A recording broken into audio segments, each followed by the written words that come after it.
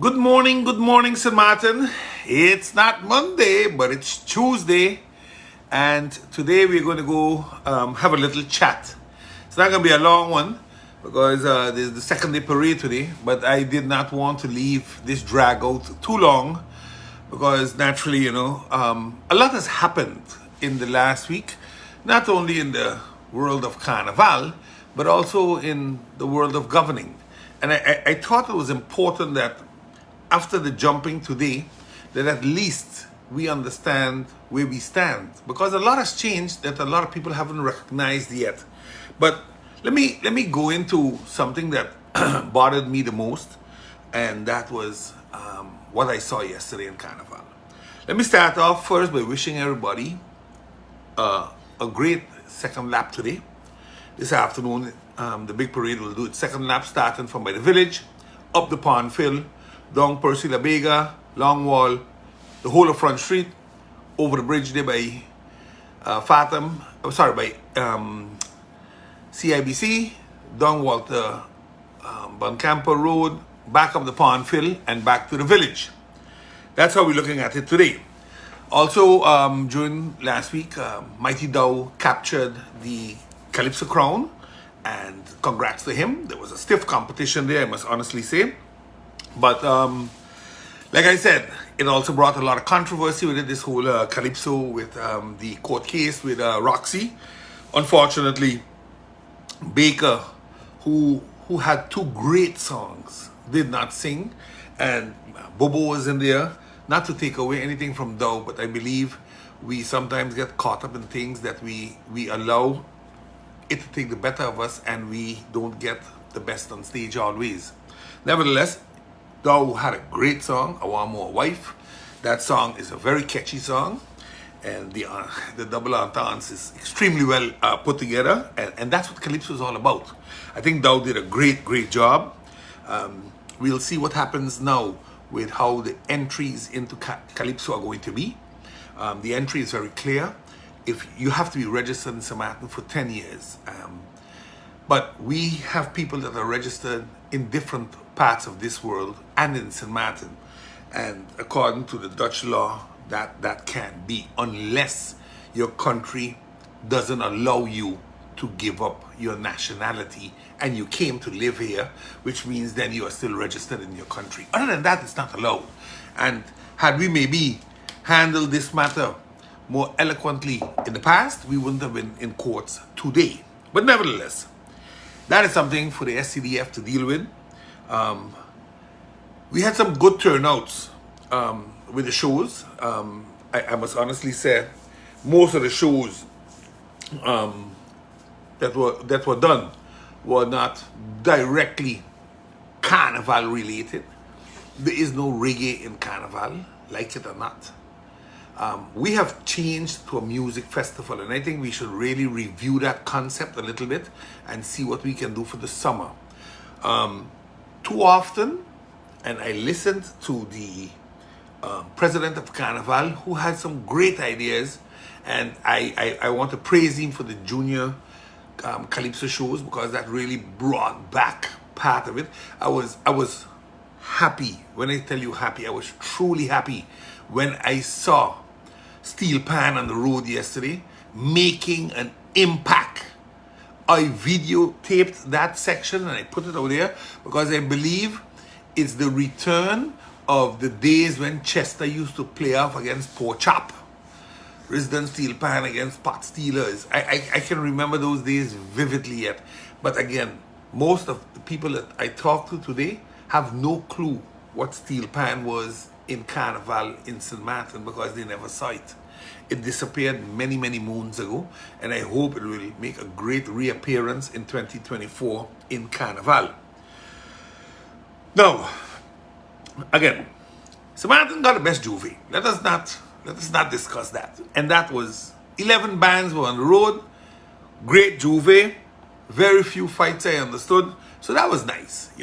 Some people, they drink too much and then they still can't behave. But other than that, it was a nice and safe Juve. I understood there was somebody got very ill in the village, but I think maybe the son or an ailment, whatever. I wish them all the best. Now, let me deal with the big parade from yesterday. And let me say in one word, I was disappointed. To an extent, deeply disappointed. I think we have lost the understanding of Carnival. Carnival is a family affair. Let me state that again. Carnival is a family affair. I have played Carnival for over 30 years. So don't tell me that you have to behave a certain way to play Carnival. That you have to dress a certain way to play Carnival. The profanity in the Carnival yesterday, the vulgarity, the nudity needs to be addressed. And I know a lot of people say, but God, don't worry that. And SCDF going to tell me, yeah, but you know, it is there. No. We still live in a country. We're not in the jungle. You hear songs being played with vulgarity in the song, and you have little children standing beside the road and looking at how people are dancing and acting out the song. And you then wonder, what are they thinking when we allow it because we condone it? Nobody says nothing. Well, I am going to say something publicly about it. Today's second lap. The police is hearing the vulgarity in the songs too. In Dominica, for example, songs that was played on the road yesterday of, I think the artist's name, and I want to be careful because I don't want to say a name and then I'm wrong. There was an artist's songs being played that has a lot of vulgarity in it. In Dominica, they can't play them on the public streets. In public spaces, it cannot be played. We do as if it's normal here. And we blasting these songs. I mean, come on, man.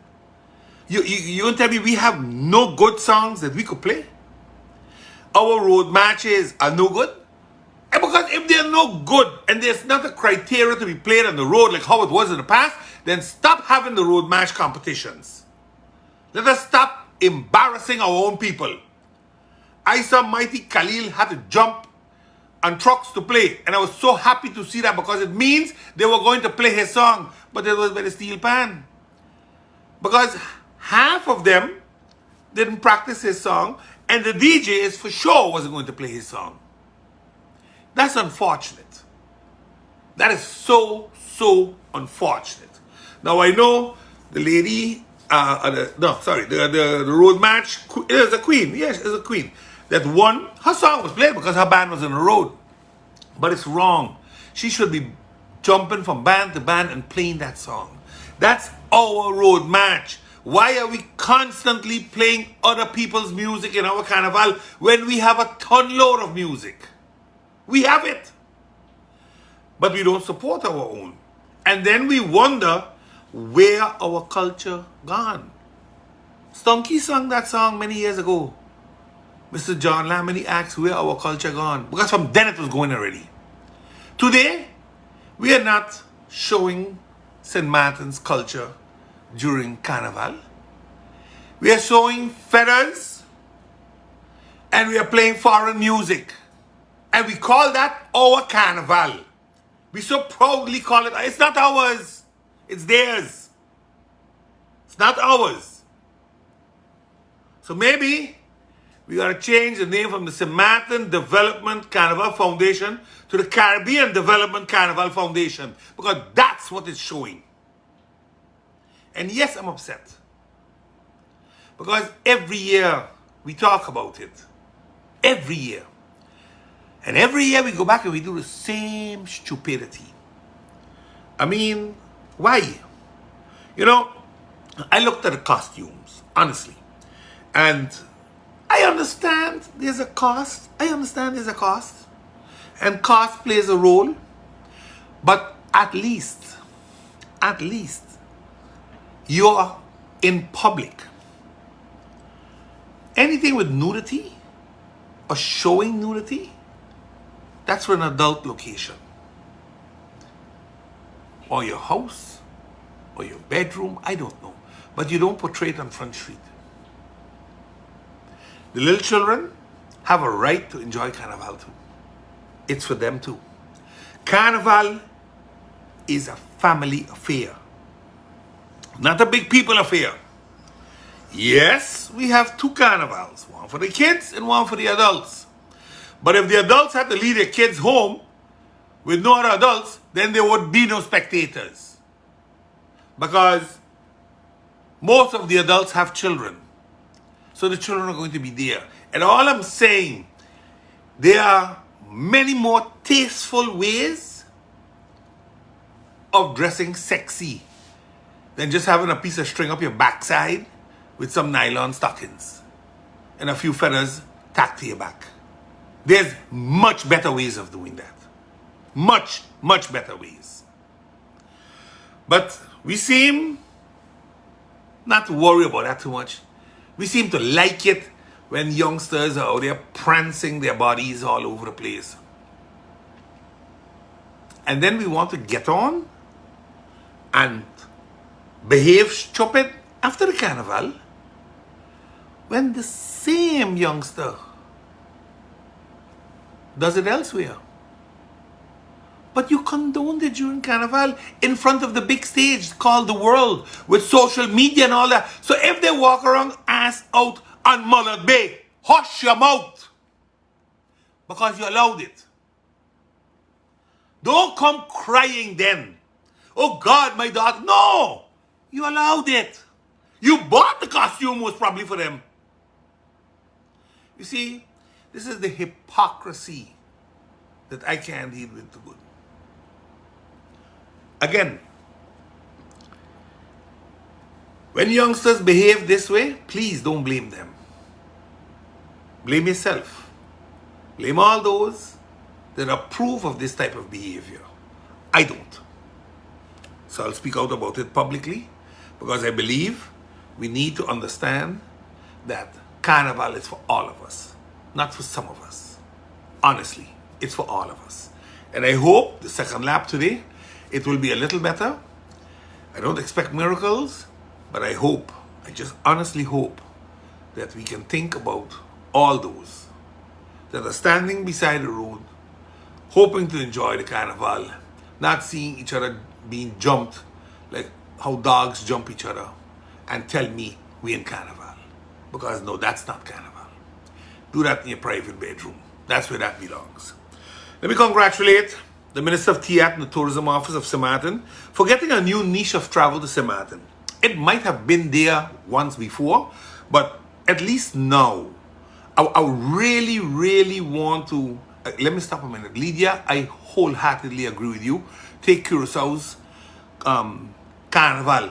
Look how sexy they are, yet how tasteful it is. I agree with you. I've played in Curaçao Carnival. I played many years there too. And honestly, we can do much better. In the years of Diana Velasquez and all of them, Joyce Watty and all of them, it wasn't so. It wasn't so. And yes, we had sexy women there, had people drooling, but they were not exposed. There's a big difference. There's really, really a big difference. But let me get back to my Minister Tia. The good gentleman, together with the tourist office, has been able to get a new niche coming to Sint Maarten. Only business class seats on the flight, once a week. And why is that special? Because normally business class costs 3-4 times the economy seat. So it means that the travelers he's bringing here have more money, will leave more money here also, will eat more restaurants instead of buying food at Grand Marché or someplace and cooking for themselves. That's that niche. That's the 70s, early 80s travelers we had that we lost to Anguilla and St. Bart's. The minister is trying to bring them back, and you gotta give him kudos. When one tries to do this, you gotta give him kudos. And I know some people say, yeah, but no. The good man is trying. He's bringing back in high-end tourism, and that is something that we honestly need. Because let me pitch this in one time now. There's a new departure fee from Blowing Point in Anguilla. $25 for US dollars for non-residents. Every day. You go down by the airport and you see about 10 Anguilla boats picking up tourists that are departing Sint Maarten towards Anguilla. Are they paying a fee? Are they paying a departure fee? Because they already left the airport. So this is not an airport service. This is a terminal service. I hope the government is listening to me carefully. Because we too, I spoke of this once before, a few years back. I was a sitting senator, and there was a whole flack with the Anguilla government. Oh, I don't understand. Yes, I do understand. I understand it very well, self. I hope that the Ministry of Tiat looks into this matter and ensures, together with the Minister of Justice, that a departure tax is levied when the people leave. I have no issue with building a terminal, but it is a service that we are giving. And that service should yield money for us, not cost us. So think about it and see how we can go on that one. Because I know a lot of people, sometimes when you got to bring up things that are not popular, they don't want to talk about it. But it has nothing to do with popularity. This has to do with what's best for this country. And why allow income to go someplace else? Because that's what we're doing. We're allowing the income to go. We're not charging, while everybody else is charging. On June 15, the Dutch and French government of Sint Maarten, together with the government of France and the Netherlands, will meet to discuss the outstanding matters regarding the demarcation of the borders in particularly the Oyster Pond area, but maybe in general they'll look at everything else also and ensure that everything is good. And they will also see how they can enhance the working relationship regarding the border issues. So most probably with controls, etc., etc. And that's a very interesting something, because we have the KMA here, the Koninklijke Marechaussee, who should be doing border control, but is not doing border control. KMA only sits at the airport to see who coming in and leaving. Nobody checks who crossing the border on the roads. And yes, we have open borders, they say. But I don't mean to say you don't keep an eye on it. An open border don't mean to say that they don't check you. I mean, where does it stop? We have, according to the Dutch Second Chamber, we have over 10,000 undocumented people on this island. But we got Kmart here. We paying a lot. We paying them for services. 25 million euros every year. The Minister of Defense just said it in Holland. Is pumped into the prosecutor's office, the RST, the Kmart, the Coast Guard, the courts. But I ain't seeing nothing happening with the border issues. Absolutely nothing. So, tell me. I'm interested. We're going to talk about the demarcation in Oyster Pond. But talk about the border itself. Because that's not what we're talking about. The only thing they're interested in is finding drugs and guns. They're leaving the illegals come in so that they can mash up our economy. Because that's what they're doing. They're not paying taxes. They're working illegal. So they're putting pressure on the regular workforce, because if they're working for $5 instead of $6.50, guess what happening? The $5 gets the work, the $6.50 looks on. So if we like it or not, these are consequences of these actions. And we need to start addressing this instead of just swallowing it because we're going to sign off an agreement. No, we don't sign off agreements just like that anymore. We have to look at it a little more and say, what's in it for us? What's in it for Sint Maarten? Because if it has nothing in it, then don't bring it. We don't need it. You can recall, I think it was a week or two ago, I spoke of the data protection, the consensus data protection law that I bounced up on into a letter where in the YVO they signed off to continue. Well, let me say this. I was pleasantly surprised that on IPCO, on the agenda of IPCO, that is going to be placed. And we're going to stop it once and for all. There is no need, absolutely no need, for St. Maarten's data to be placed in the hands of a third party and then kept by them.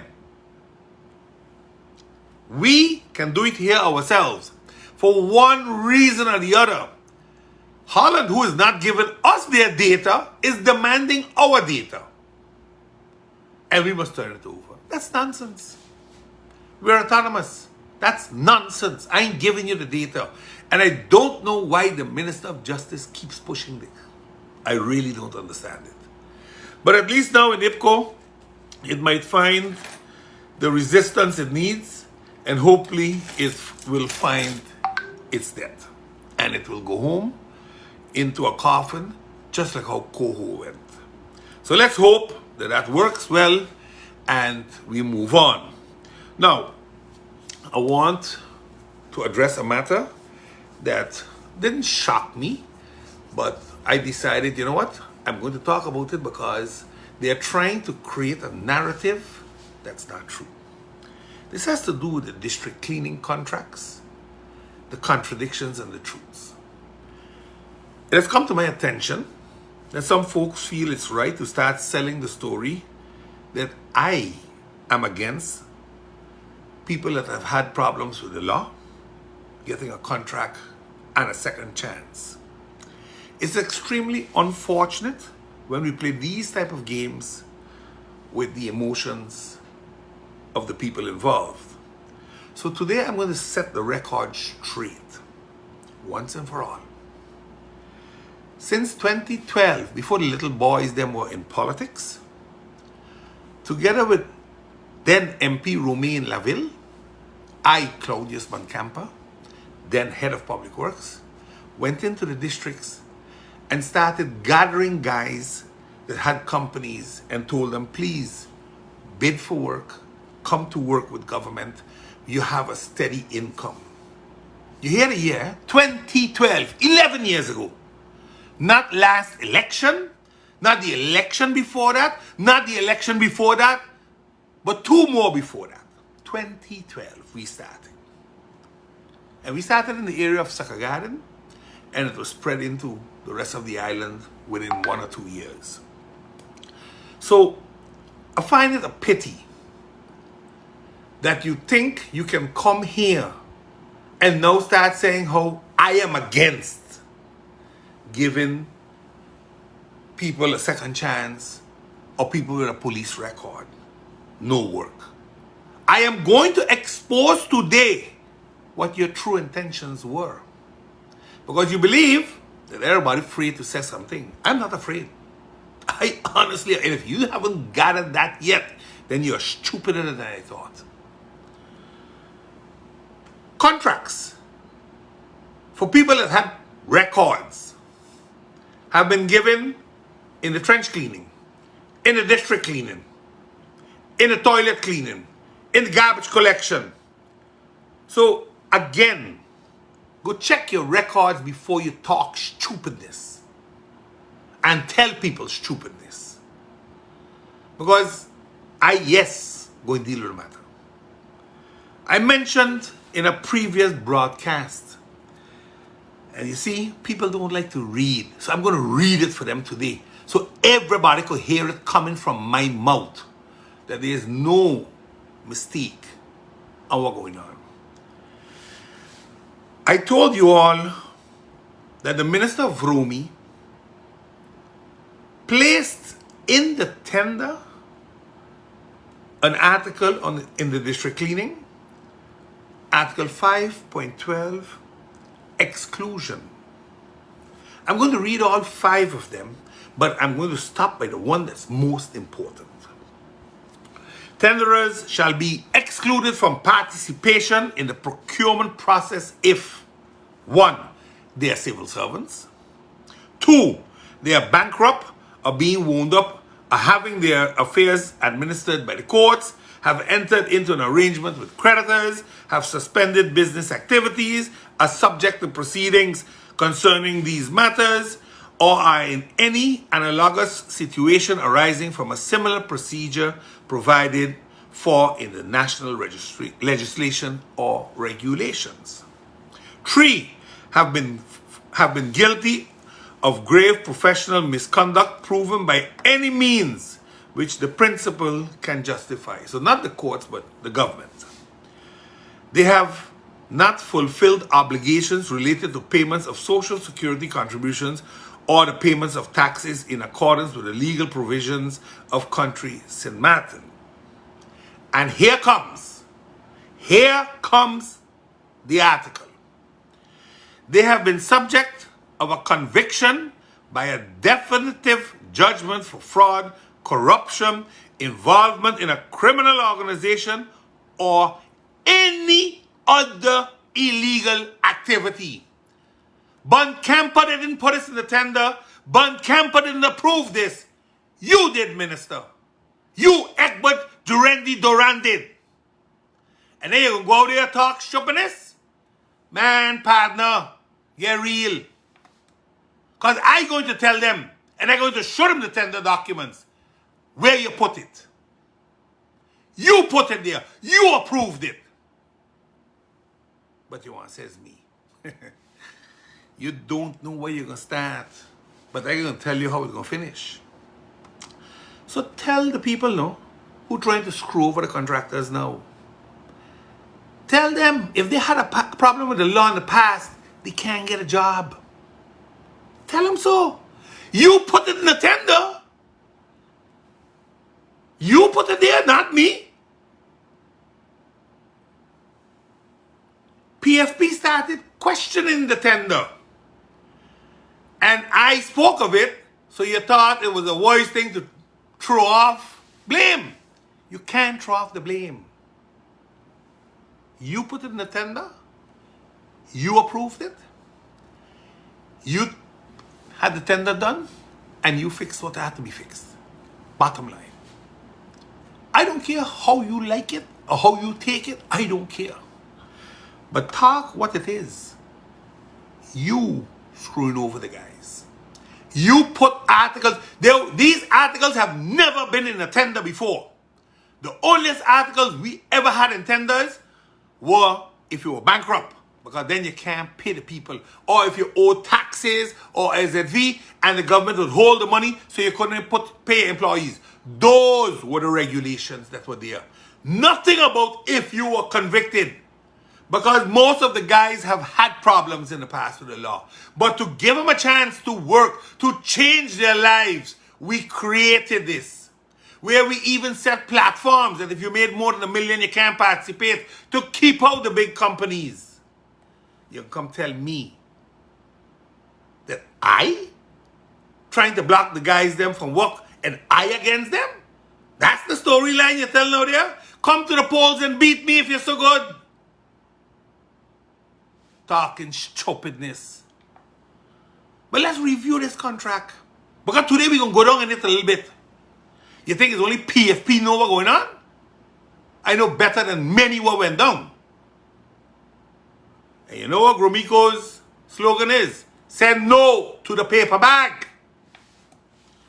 Lots of criticism was launched by PFP party about the fraudulent and the non-transparent manner in which this tender was done. The advice written, listen carefully, because I want to make sure that I say it correct. The advice written by the ministry didn't necessarily adhere to the findings of the SOAB report, which is also readily available for review, I understood. The fact that no national decree is needed for the granting of the contract is something I have never heard about in the past 12 to 13 years. In the past 10 years for sure, because I worked from 2010 to 2020 before I got into Parliament. And even in Parliament, I know for a fact, every tendered work Once the contract was above 50,000 guilders, for mandating purposes, everything went for checks and because the governor, people, the governor checks the works of the government when it comes to legally binding contracts. They check it. Just in case we had fan favoritism or whatever craziness, they would check it. And if they don't agree with it, they won't sign it. Remember, there was a whole load of fighting about the garbage contracts. You have to ask yourself one question. Was a national decree signed for the garbage contracts? Yes or no? Because according to this minister, it's not needed. And I'll tell you why I'm saying that just now. Because I'm going to reveal the letter. The minister went off and signed these contracts without a national decree. But for the garbage contracts, he had a national decree. The same minister. So why? Why by one you needed it, but the other one you don't need it? Wasn't the garbage contract publicly tendered? It was. It was publicly tendered. This same minister, on March 15th, I believe it was, writes a memo to the Council of Ministers and informs them that there is no national decree needed because it was publicly tendered and the Council of Ministers approved it the next day. And then he signed it. Then he went and signed the contracts. So the Council of Ministers now seemingly have been also placed on the burner because the Council of Ministers should know better. So I would love to see the Legal Affairs Department's advice on this memo, where the minister states that no national decree is needed, and the Secretary General of the Council of Ministers for the past 12 years knows that there was a national decree needed. So who playing who? Because it's going to come out. This going to come out. You can whine about it. You can lie about it. But it's going to come out. Somebody going to give up and say, I ain't part of this charade no more. But right now, all ministers involved. The Minister of Romy sent a memo to the Council of Ministers, and guess what? All of them went along with that memo. Or told them no. But the only way you're going to confirm that is by getting the decision of the Council of Ministers and see who were there. That way you will know who in and who out. Because while, yes, it's a collective decision, sometimes a minister says, I am not going along with this decision, and please note for the record that I'm against it. So it's going to be interesting to see who for and who against. But it is impossible that for the past 13 years, under the reign of especially Governor Holiday, where these national decrees were mandatory, not a request, mandatory. And if you would not do a, public tender, indeed, then definitely you have to have it, and it must have shown that it was in the best interest of the country. Like, for example, after Hurricane Irma, all the cleanups, there were no national decrees up front for the cleanup. They came after the fact. And that created a lot of problems because they wanted to say, oh, this and oh, that. And it was difficult to prove anything at that point in time because you're 6-7 months further. But here, you have a public tender that needs to be vetted by the government. Sorry, by the government first, which is the Council of Ministers, and then the governor. And only then you get a mandate allowing a minister to sign off these contracts. That's how it has been from 2010 till 2012 under Holiday, for sure. because the garbage contracts were given off under Dr. Randers, Eugene Holiday, the former governor, and there was a national decree. And here you come a few months later, and there's no national decree needed, and the governor says nothing. The governor used to be at the Council of Advice. These things used to be checked there too. So what's really happening? Somebody got to say something, because something is dead wrong. If we were signing off national decrees that it didn't need to be signed off, that means this country was held hostage for 12 years by a governor. This is crazy. I don't want to believe that. We have always said that we believe that national decrees are for the government to work off. But we needed to change the law for that. You go and ask MP William Allen. You go and ask MP Sarah Westcott Williams. These former Prime Minister Leona Marlin, Marcel Gums, they will tell you you need a national decree. Here, this government goes rogue and says, no, we don't need it. So moving forward, any public tender document doesn't need the governor's approval anymore. Now, if that is the new law, then please show me when it was established and when it was placed in the Gazette. Other than that, it's a joke. This is a complete joke. But this is bordering on fraud. Because you can't tie the government to something if you don't have the permission for it. And the Council of Ministers, in my opinion, cannot give you that permission. Cannot give you that permission. So, again, maybe all the governors, or maybe, let me rephrase. Maybe the former governor, all the former ministers, all the SGs, all the department heads were all off their rocks. Nobody knew how to do it. And this little genius reached now and suddenly he knows how to do it. Can't even tie his shoestring. But now he's going to tell us that for the past 12, 13 years, everybody did it wrong. And you can't use SWAB because SWAB gave a report on their findings. If people start to write memos to mislead, then take that responsibility when it comes, because they're going to come and they're going to be big. This is going to be like what we call in colloquial language a shit smother. This one going to be nasty because you have implicated entities that don't want to be implicated in your little game. Like I said, it is going to be something that is going to be reviewed and it's going to wake up a lot of sleeping animals. I ain't going to say dogs because we have more than dogs in this one.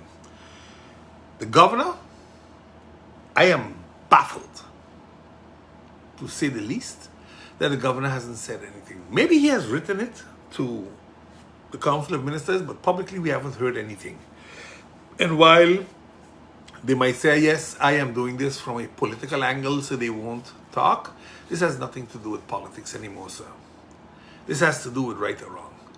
Either because these contracts have been issued and the financial setback, because you can't come and cut the boys them out now. You can't just come and cut out the contractors.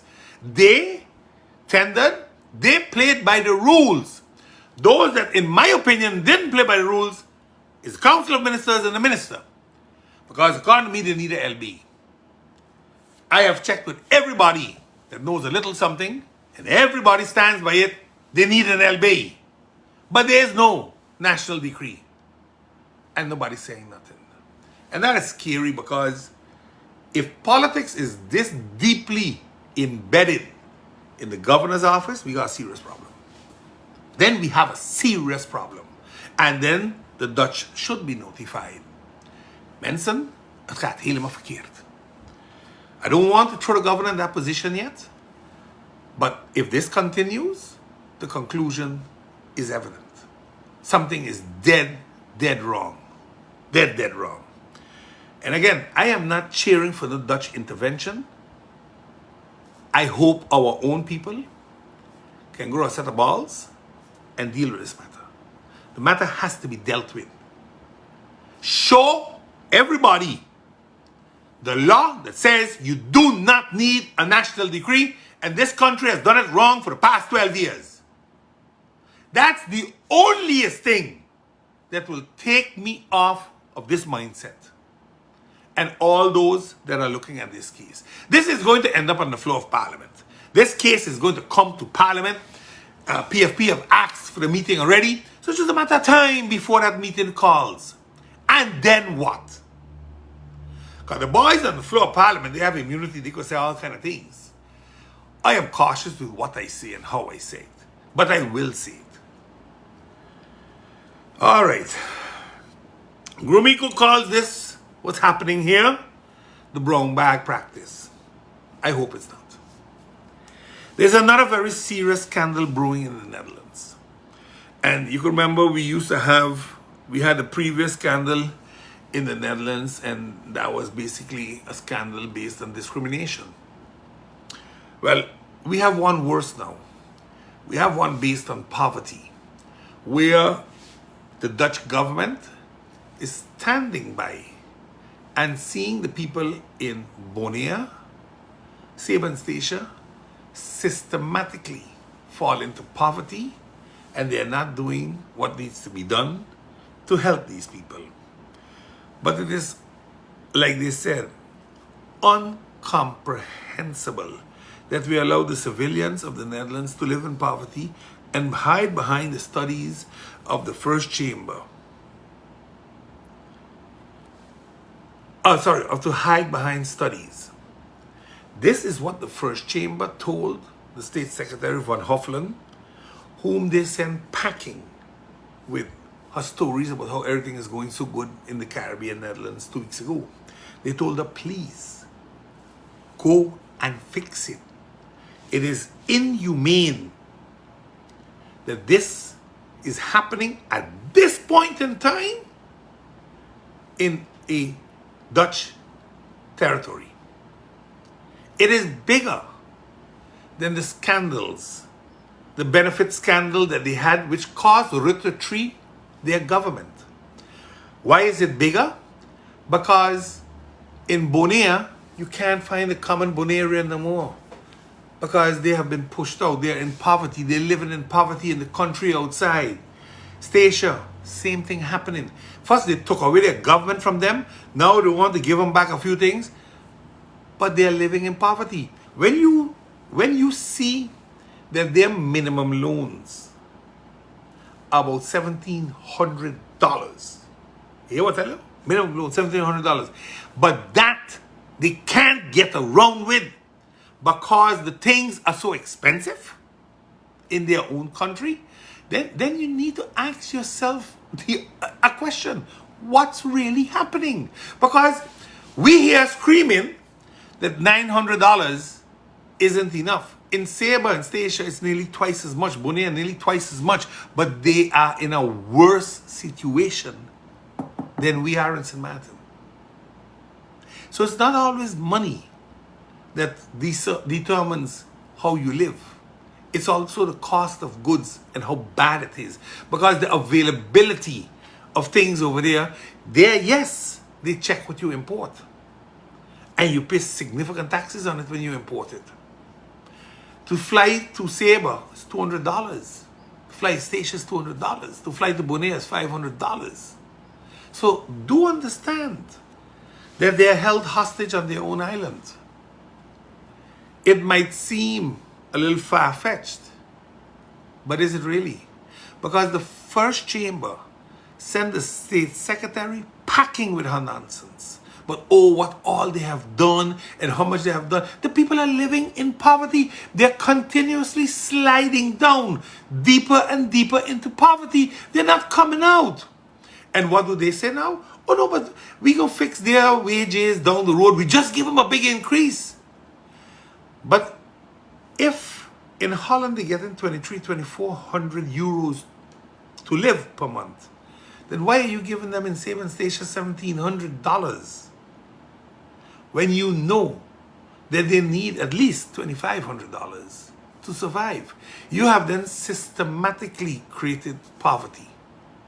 And that's the big scandal that's going to bust loose just now in the Netherlands. But the question we have to ask ourselves is, what does that mean for us in the Cast Islands? Because we too have serious issues with our minimum loan, which we want to eradicate as the now and look for what we call a livable wage. Not even a social minimum, but a livable wage. And with that livable wage, you're going to have to create a subsidizing mechanism to get it up to where it has to be.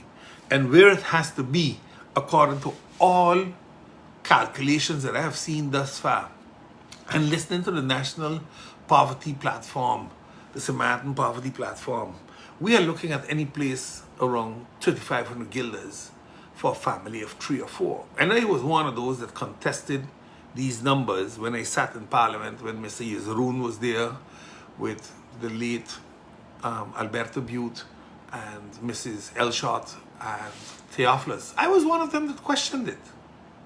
I'm not afraid to say that. But today I believe that they were onto the numbers. They were really onto the numbers.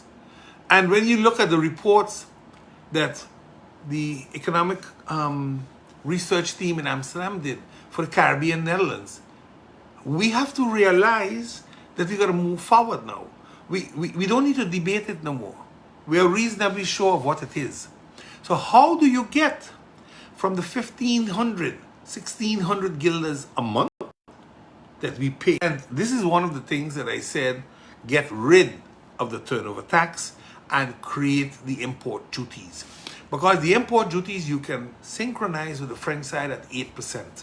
That's what they wanted. That's what the collectivité is waiting on. Because both sides will make income.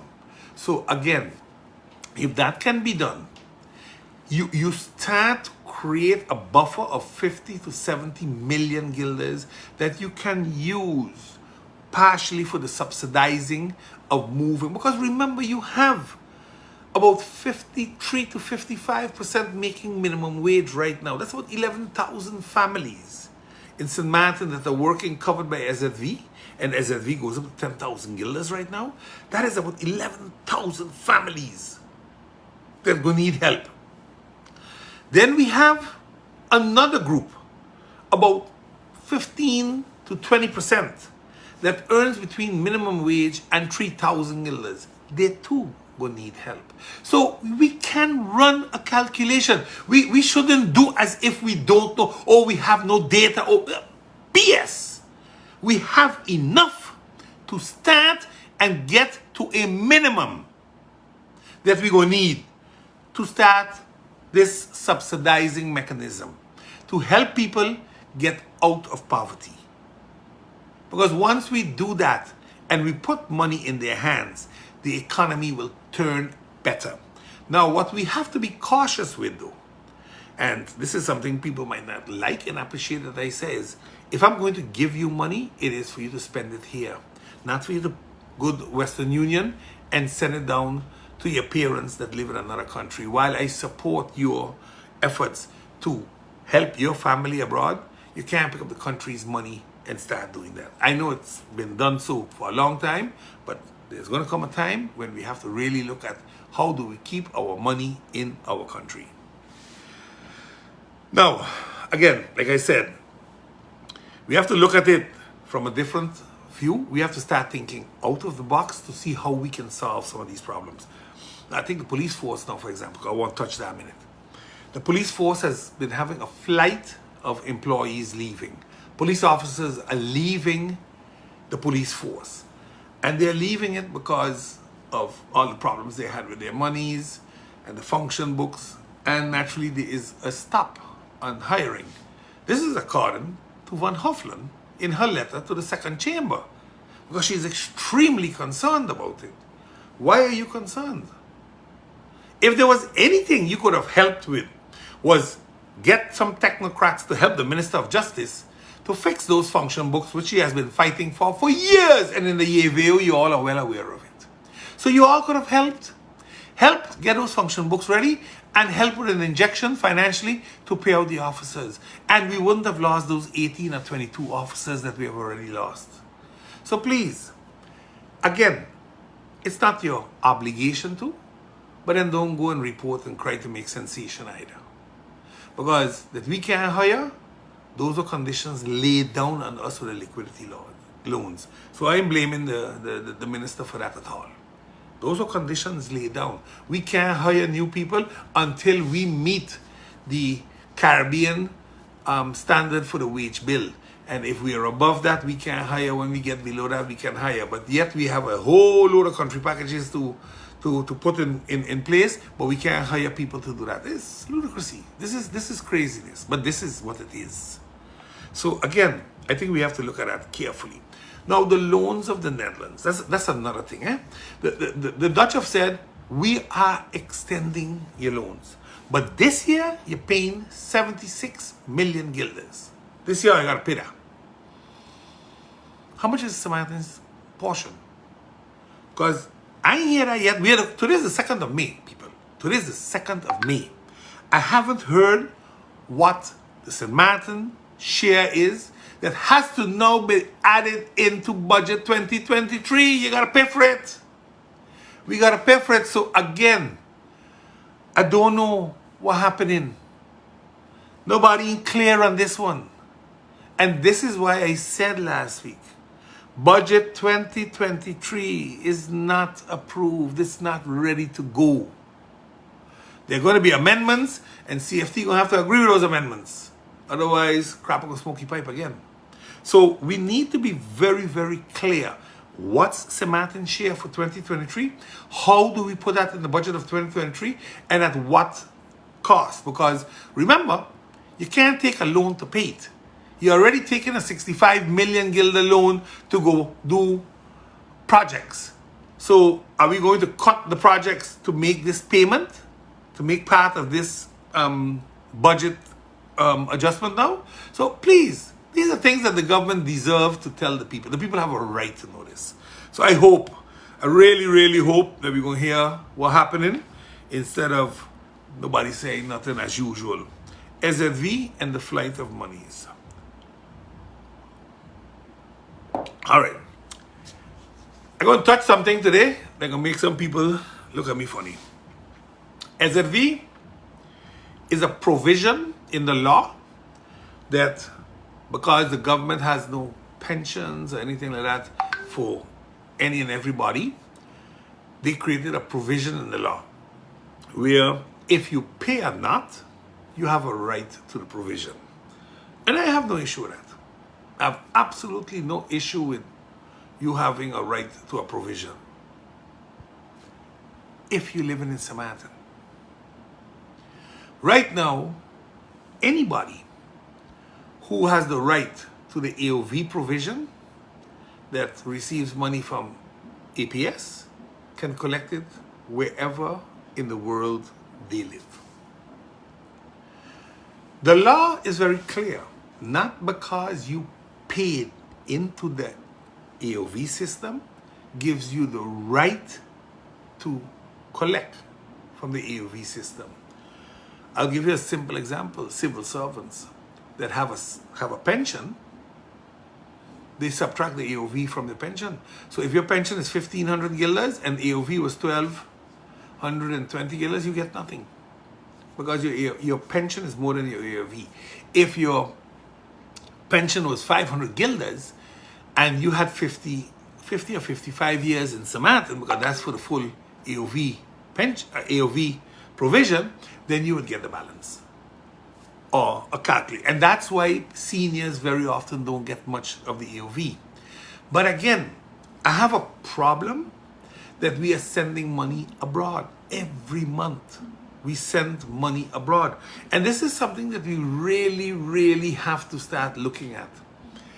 We need to find ways to save the fund also. And we need to find a legal provision. And you can't do this overnight. This is not a night switch. But you can say, listen, within the next 3 years, we're going to phase it out. And you notify everybody, within the next 3 years, we are phasing this out. This is not something you have a right to.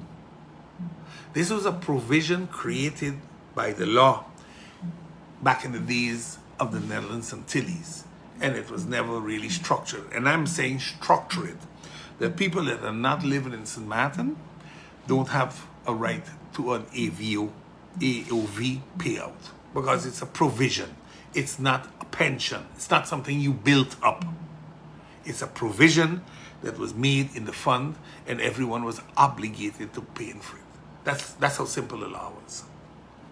So I hope they are listening. I hope you all don't believe I am trying to destroy people, but all I'm saying is I have to look at how do I help those that are in St. Maarten and not those that are outside of St. Maarten right now. They are living by their families, most probably, so the provision have to work different. The airport destroying the local people and the businesses. I spoke of that last week, and lo and behold, now I understand another person has been suspended, and the reasons that the school children gave me is the good person owns a business at the airport and is working at the airport also, and that's the reason for suspension. And I'm lost, because if somebody owns a business at the airport and the business should not, the person should not have a business at the airport, then call on the person and deal with the matter. But why this suspension? Because we do as if everything will come out. Everything comes out of the airport. Everything. Somebody goes to the toilet at 9 o'clock, you know it by 9:05. So please, why do this? And then you hear nothing. And I mean, the Audrey Jack case still shrouded in secrecy. Why?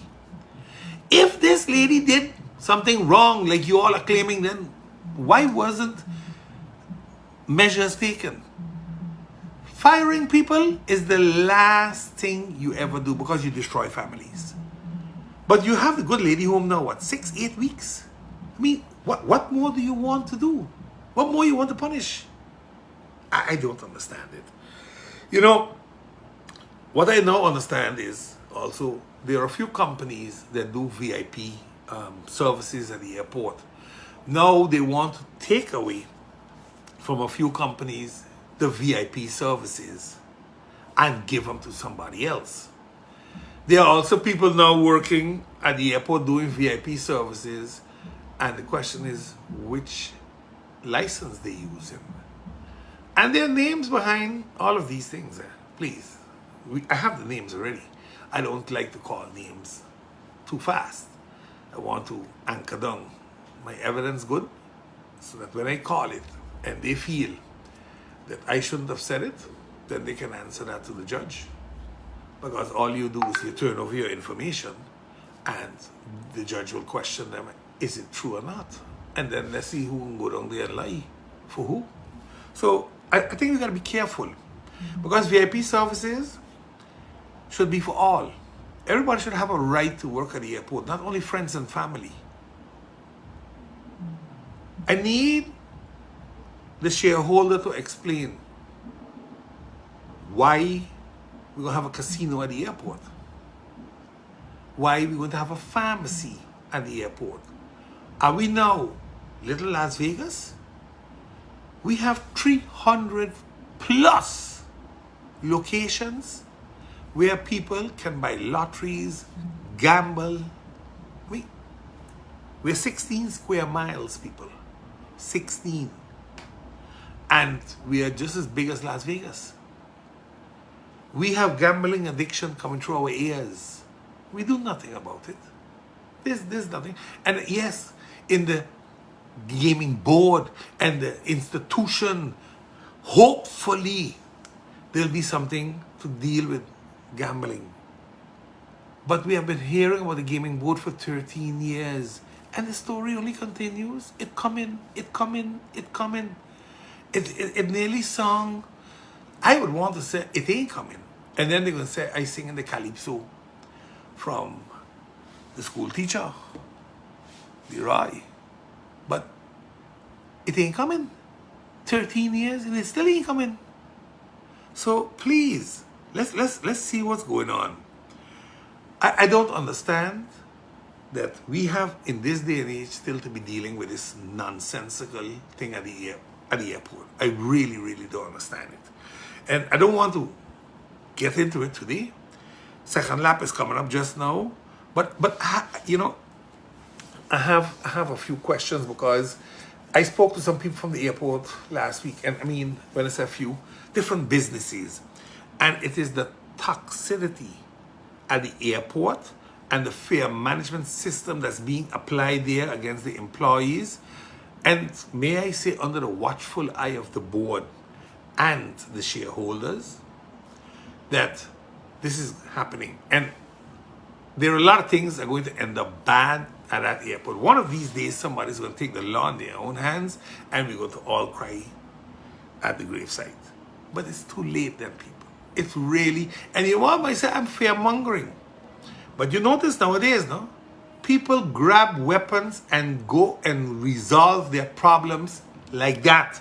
They are sick and tired of talking when nobody's listening. And the airport is becoming a very serious problem. A very serious one. A lot of people are going to lose their sources of income. And then, when things go wrong, we all want to cry foul. But let me ask these questions. And maybe the shareholder can take them over and send them down to Mr. Mingo, and he can answer them. Have the compliance standards to get a concession been increased, making it basically impossible that locals can comply? Have all businesses prior to Irma been given back their concessions? How many concessions have lost their investment with the hurricane, or were they covered by the airport insurance? Some made investments of over $2.5 million. Have all concessionaires gotten back their concession spaces as per letter of 2017, and are the sizes the same or much smaller? How many new concessions are they given to new concessionaires, and are they all long-standing business persons on the island? Are exit in concession, are the existing concessionaires obligated to invest in their stores some $250,000? That means invest in the store itself, not in drawings and so, but in the store, another $250,000 to upgrade it. Are concessionaires being forced to sign non-disclosure agreements so that none of this that I'm now talking to you about comes out? Clearly, you can see people are sick and tired of the airport management now. We even have MPs that have concessions at the airport. And it's going to be interesting to see if they're going to just hush their mouth to keep their concession, or they're going to speak out. Because right now you have a take it or leave it situation at the airport. I want to understand that back in 2017, the CFO and the COO at that time gave the concessionaires letters. Those letters seem now to have fallen on deaf ears by the present CEO, CFO, and the Dutch boy that Brian brought from TLM to see how they're going to do this, because they're not honoring those agreements, and that's why this is coming out. People are now starting to talk about what's coming out. But again, when it comes to the casino down there, very specifically, where is this casino license coming from? Because there cannot be any more standalone casinos. There's a moratorium on that. Or are they going to open the moratorium, give their friend a casino license, and then close it again? Because according to me, there was a casino license many years ago granted for the airport. What exactly is happening? Maybe the Ministry of TIAT can explain that one. Because I hope that some of the parliamentarians are listening, and if you want the questions, I'll give them to you. But it is very important to understand this. Now, the same goes for slot machines. Are those part of a casino license, or do you need a separate license for them? How does that one work? Because slot machines, I find them in the casinos too, but I also find them in vending places on the island. I go there, you see money games. You can win money, which is gambling. And no matter how you turn it, it's gambling. So again, maybe they can explain this one a little better. And then the last one, actually, a pharmacy. Why would we put a pharmacy at the airport? I mean, I can understand that one of the concessionaires can sell some products, over-the-counter products, but a pharmacy on its own? How do you pick up prescriptions? I mean, what are we talking about? You see, it's not clear, so maybe some clarity can be given there. Because if you're gonna have a pharmacy, that means the pharmacist is writing a prescription. Otherwise, how you gonna get how you gonna get a medication? Because if it's over the counter stuff, then one of the concessionaires can sell it. It isn't as if you're going to be selling so much of medication over the counter that you can pay the rent in the airport. Something is going on. Think, people, think. So again, these type of things are the things that make me question what's really happening. And I question it publicly in my podcast, and it gets a life like that, and hopefully we can move on. But clearly, the tactics being used there, and then they try to muffle people with non-disclosure agreements, or they put a human resources on them. And if you said something on social media, if you said this, or if you said that, you get suspended or fired and blah, blah, blah, blah, blah. That's what's happening at the airport. So we need to deal with it, people, because at the end of the day, it's very unfortunate what's happening. APS and the many possibilities. I spoke of this, and I still want to keep hammering on it. APS has money that they can invest. They can invest in our infrastructure. They can invest more in our infrastructure. And we have money. We have infrastructure needed. I spoke about the government, the old government building, putting the parliament building there, putting the two buildings on the side, one the National Archives, one the other side, for all of the high councils of state, create a beautiful park in front, put the statues of all the people that have served this country in the past. Look, we can do a lot with that piece of land over there. And the post office, you can even build parking there, maybe some high-income apartments there, and then the minister will feel happy. It can be done. And here you have to adjust the law, the 60-40 investment law that APS has, to 80-20. So you can do 80 local, 20 internationally. And right now, that money should go into building these type of buildings. We need a justice wing to be built. We need to build on the APS parking lot, for example. We can build a justice wing, and where income will be derived for APS, because you pay rent for it. Take them out of the courthouse and make the courthouse the National Museum of St. Maarten, instead of parading prisoners there every few days under the watchful eye of tourists that are filming and taking pictures when the police is out there. Everybody got snipers on the roof depending. Come on, man. We're in 2023. And please don't tell me it can't be done, because I spoke to somebody that has the blueprints already. So it can be done. The money is there. Let's hope the will is there now. Let's hope that the will is there to do these things. These are not political rollouts. This is in the best interest of the country.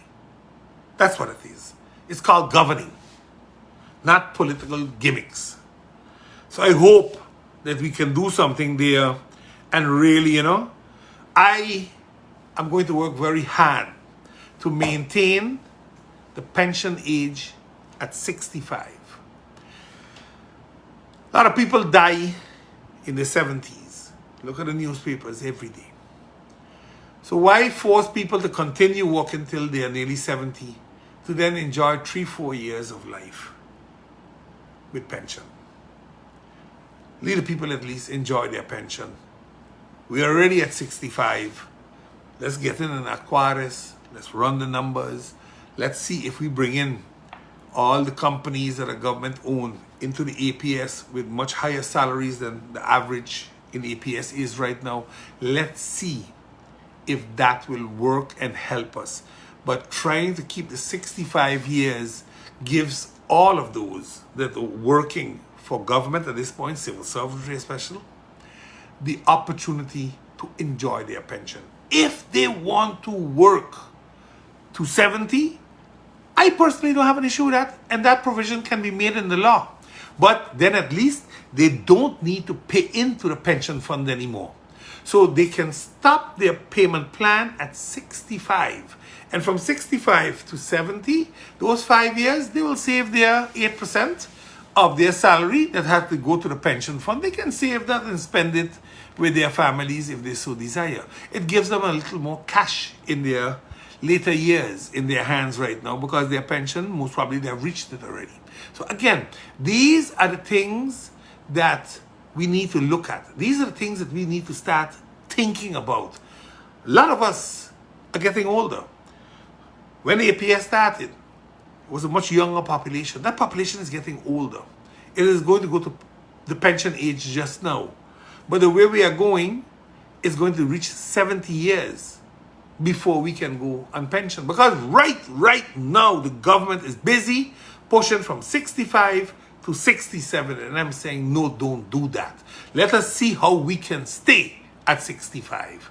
We don't need to follow blindly because the Dutch says so. We don't need to. Let's find a way where we can do something to help our people, because that's our job. That's our job, help the people of St. Maarten. And we got to understand how we're going to do it. And if you don't know how to do it, please give me a call. I'm more than willing to help explain it to you so we can do something. This is not about Buncamper trying to do something. No. Listen, I am one of the 2,000 pensioners to come. So it ain't about me alone. It's about all of us that are civil servants or tied to the civil servantry. So let's see how that will work. But I believe this is the way we got to do it. I believe we have to look for a phasing out period from the government-owned companies to join APS. I think 3 to 5 years would be fair enough because they also have to make the changes with their pension fund. Now, last week I briefly spoke of my candidacy and how we're moving forward. And I must say, I got so much of calls of wishing me well and hoping all goes well. And I am convinced all will go well. I don't have a crystal ball, but I can read evidence and I can understand at least how the courts work. I have some good lawyers doing my cases for me, so I am very, very confident that in September I will be acquitted of my charges. Some charges, the evidence was fabricated. Other charges, procedures were not understood, and now that the procedures have been explained to the courts, I think the positions of the judges are going to be in my favor, because if something was being done for 15, 20 years, you can't selectively just pick me out of the bunch and say, well, I was breaking the law. Everybody was aware of it. Everybody sanctioned what I was doing. And today, you want to punish me as the bad boy in the group. But I understand. I have a big mouth, and my family told me, as long as you keep beating up on the Dutch, they're going to keep hunting for you. That's part of the trade, my brother. I have a lot of respect for my family, but I am not going to fall on my knees and beg for mercy for something I didn't do. I will be in the next elections. I'm happy that the Prime Minister understood that I am running, and I'm running to win. I'm not running to please anybody. I'm running to win, to form the next government with the Now Party and make this country better. But in the meanwhile, a lot of people getting nervous. Because I asked a question last week, and I can tell you, I want to thank all of those that meet me in the village and come up to me and say, Buncamper, you right. If you can do all of this on the outside of Parliament, oh God, what will you all not be able to do when you're inside? And believe you me, I am a hard worker. My record showed that in Parliament. I have never, ever bounced back and run from something. I will tackle it, and if I'm wrong, I apologize. But normally, I do my research, I do my homework before I say something.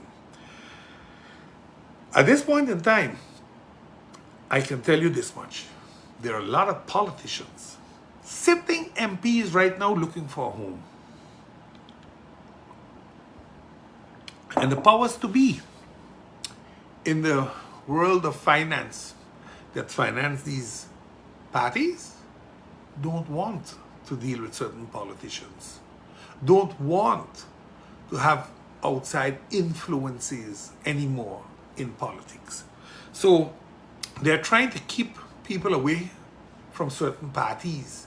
And by doing so, they have created a problem in the coalition once again. So stay tuned. Carnival is over. So we won't have a Carnival Baby anymore. We had a great song from Minister Otley, the Carnival Baby. I really like that song. I understand. They said it's a remix, but you know what? I like the song. I saw him in the parade, man. I really enjoyed him. I even saw former CEO of the Harbour, Mr. Mingo. He was on the truck from No Limit Band, and like how they said, I think it was MP Otley also said, "Boy, they're the new No Limits." Let me tell you something. Bigfoot is iconic. You can't replace Bigfoot. It ain't gonna happen. It's like you saying you're gonna replace dough on the pan. It ain't gonna happen. Dough is dough. Bigfoot is Bigfoot. And TG is TG. With that, gentlemen, I want to leave you all with a few things. We're gonna have to use APS better to ensure that we protect our pension moving forward, those of the seniors also. We need to understand that the age of 65 should remain. We should keep it sacred. Try to leave people go and enjoy their pension at 65 if they so desire, and not force them to work an additional 5 years. Because a man of 30 or a woman of 30 working till 35 is one thing. A man or woman of 65 working till 70 is a whole different something. They're two totally different things. We need to understand that. We need to respect that. And we need to try to see if APS can't even help us responsibly with the repayment of the liquidity loans, monies to hire new police officers. Look, there are so many things that we need done. We have contractual obligations that we might need to get funding for. And maybe APS might be the location to do it once it's in the interest of the fund and once the collateral is there, so that APS doesn't lose out on its money because of a rogue government behavior. The elections are coming, we all know that. Stay focused, listen carefully, and analyze what's being sold, because we try to sell a pig in a blanket every week when we listen to the government. They are not sure of what they're doing. They don't know anymore how they have to do it, so problems are there. I need us to pay attention to the weed. Nothing happening to what we have been asking for the weed production. St. Kitts just enacted the law, so now it's legal there. Right next door, 20 minutes flying. And we are still talking. All I asked for from when I got in, and I was unfortunately suspended, so I couldn't fight it internally inside the Parliament anymore, was the tolerance policy to go over into the legalization of weed. We need to legalize it, people. A lot of young people in St. Maarten, and when I say young, I'm looking at up to 40 years old, are deeply involved with either planting it or selling it on the block or getting it off island. Let us not lie about this, okay? We can legalize this, and then we don't need to build jails to put them in. But what we're going to do is build offices for them to run their business. And yes, there are medical issues. So is drinking, so is vaping, so is cigarette smoking, so is abusers in their homes. There are problems. Stress brings problems. Don't blame weed for that. Weed is an industry that we either get on board now with it or forever hold our peace. I need you all to go out this afternoon and have fun with our second day parade. Leave the vulgarity, the nudity, and the profanity at home. Play our songs, please, DJ. Play our local songs, please, band. SCDF, you did a great job this year. We nearly at the end, but we need to look at these things. And Carnival 2024, we need to make it a little better than what we saw this time. Please share my podcast and also like and subscribe my YouTube.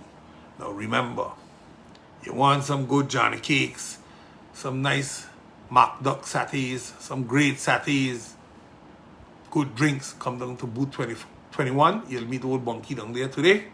I hopefully will make my way into the village tonight. Last night I was tired bad, so I went home, take a shower and went to sleep. One love, Bunks is out. Take care. See you all next week Monday.